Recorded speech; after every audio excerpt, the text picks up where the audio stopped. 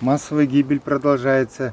Вот утром не так было, сейчас вот 15 часов, пчелы летают, прилетают, и вот они прилетают уже отравленные. И продолжают, и собираются пылять, не слушают, даже время поменяли бы, и то не хотят.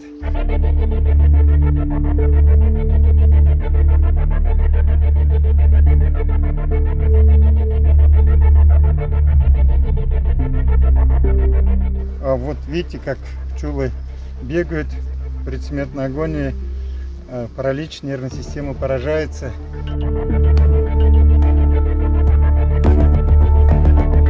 Ну вот тоже вот семья, вот очень большая, сильная семья, вот 4 этажа и 2-3 пчелы летают. Вот видите, уже все, пчел не осталось, идет медосбор, гул стоял тут.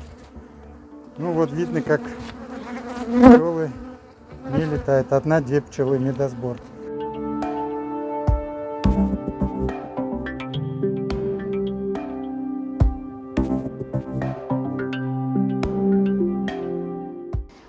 Надежды на большой урожай были в этом году. Ну вот тоже видно, вот тут 3 ули стоят, и все в мертвых пчелах.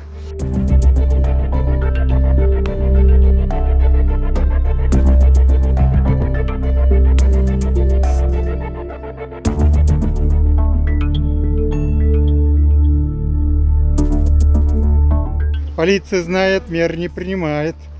МЧС в силе, через полицию знает.